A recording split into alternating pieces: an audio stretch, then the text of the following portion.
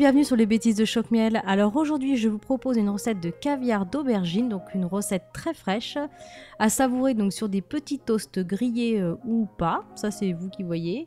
Donc vous allez voir cette recette délicieuse en vidéo.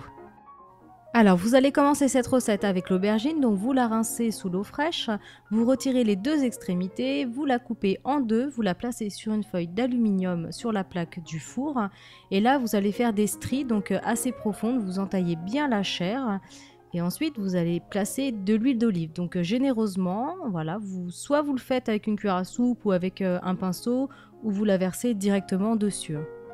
Vous allez placer ensuite donc cette aubergine au four à mi-hauteur à 200 degrés pendant à peu près 45 minutes.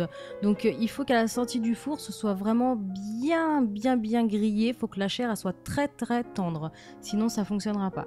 Donc là vous voyez quand je gratte avec une cuillère à soupe, la chair elle se détache immédiatement, donc là c'est impeccable, la cuisson elle est parfaite. Donc vous détachez cette chair, vous grattez complètement l'aubergine, il ne doit rester que la peau, vous la placez dans une petite assiette, vous la réservez. Vous allez prendre ensuite un petit hachoir et là vous allez verser la chair de l'aubergine, alors avec l'huile d'olive et son jus, vous mettez l'intégralité donc dans le petit hachoir.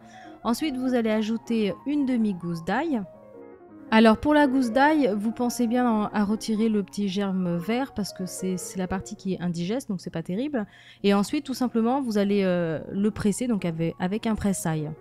On continue la recette donc avec une cuillère à café d'huile d'olive, une cuillère à soupe de jus de citron bio, donc si possible bio ou non traité. Alors entre temps j'ai oublié de rallumer la caméra malheureusement, mais il faut mettre une cuillère à soupe de thym. Alors c'est du thym ou du tahini, je sais pas comment ça se prononce. Donc c'est tout simplement de la purée de sésame blanc, donc c'est super bon, ça vous servira pour d'autres recettes. Alors vous mettez donc cette petite purée de sésame.